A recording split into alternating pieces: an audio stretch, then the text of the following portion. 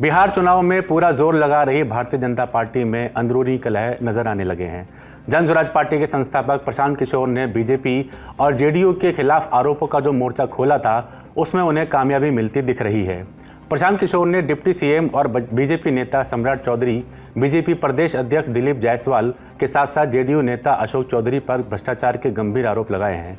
और बीजेपी के सीनियर नेता और पूर्व सांसद आर.के. सिंह ने पार्टी और गठबंधन के नेताओं का बचाव करने के बजाय उन्हें प्रशांत किशोर के आरोपों पर जवाब देने को कहा है। आर.के. सिंह ने साफ तौर पर कहा है कि अगर उनके इस कदम को बगावत समझकर बीजेपी कोई एक्शन भी लेती है तो उन्हें इसकी चिंता नहीं है।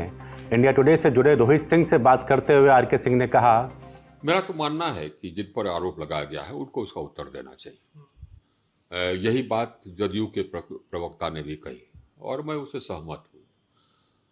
जैसे कि अब हमारे प्रदेश अध्यक्ष पर आरोप लगा कि उन्होंने एक हत्या में उनका इन्वॉल्वमेंट है या एक माइनॉरिटी मेडिकल कॉलेज को इन्होंने हड़प लिया, उसका उत्तर देना चाहिए।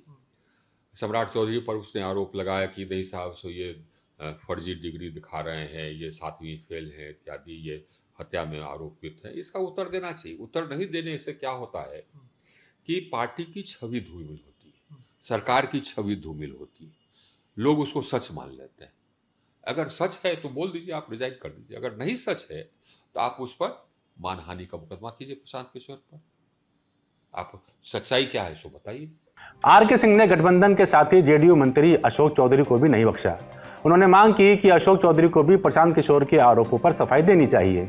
सिंह का मानना है कि मुख्यमंत्री नीतीश कुमार के कहने पर ही जेडीयू ने अशोक चौधरी को सफाई देने के लिए कहा होगा। जदयू के प्रवक्ता ने जबकि कहा कि अशोक चौधरी को इसको सफाई देना चाहिए, तो जदयू के प्रवक्ता अपने मने नहीं कहे होंगे।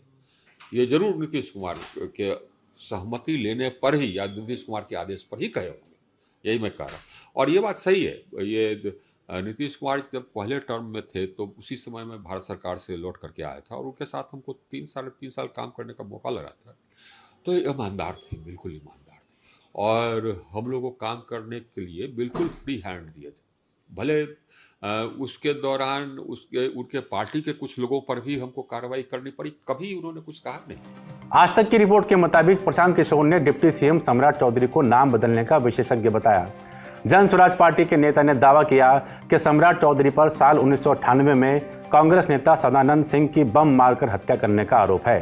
प्रशांत किशोर के मुताबिक सम्राट चौधरी को नाबालिग बताकर 6 महीने में जेल से निकाला गया था। प्रशांत किशोर ने कहा था, उस केस के आवेदन में सुप्रीम कोर्ट में लिखा गया कि सम्राट चौधरी ने मैट्रिक का एग्जाम सम्राट कुमार मौर्य के नाम से दिया था। बिहार विद्यालय परीक्षा समिति ने बताया कि सम्राट कुमार मौर्य को मैट्रिक में 234 नंबर मिले थे और ये फेल हो गए थे। सुप्रीम कोर्ट ने 1998 में उनकी उम्र का निर्धारण किया। 2010 में अपने हलफनामे में उन्होंने खुद को 7वीं पास बताया है। मेरा सवाल है कि राज्य के डिप्टी सीएम बताएं कि किस साल उन्होंने मैट्रिक पास की। इनकी डिग्री फर्जी होने का आरोप है। प्रशांत किशोर की पार्टी ने दिलीप जायसवाल पर हत्या का आरोप लगाया है।